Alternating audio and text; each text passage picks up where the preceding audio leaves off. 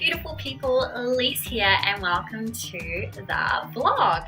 Today I wanted to talk to you about how to say no to clients, and I'm talking about the clients who are maybe raising some red flags. You're kind of thinking, do I work with this client or do I just say something else and just kind of go, nah, I don't want to do that, and how do you sort of go about it?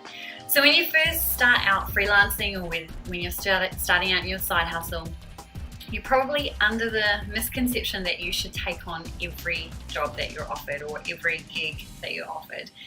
The beauty of doing something for yourself is in the choices that you are able to make. So you can choose to work with a client and you can choose to not work with a client. And I think that is where it's really important to understand how that works. So if you have got to the interview stage with a client and after the interview you've gone, I actually just don't think that we're going to gel well together, there is an appropriate way to respond to them that doesn't close or burn any bridges, just in case they come back to you or they can maybe refer you to somebody. So you want to do it in a way that is not going to basically come off as being horrible or nasty or anything like that. So I always place the blame on myself. So if I'm trying to say no to a client after I've been through an interview process, I basically just say to them, look, I'm so sorry, I have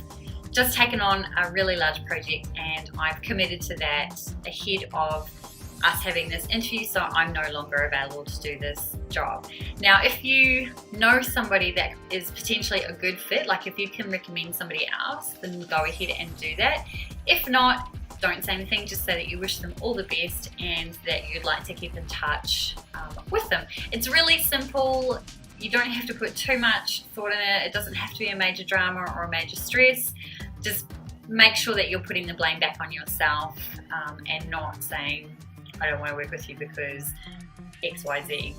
You really don't want to point out any of their bad traits, because particularly if you're working on a site like Upwork, or even more so if you're working direct with clients, you want to be as professional as possible so that if your paths cross again, that there is an opportunity there for you to make a connection again and potentially work with them again. It could just be a weird fit at this time for you.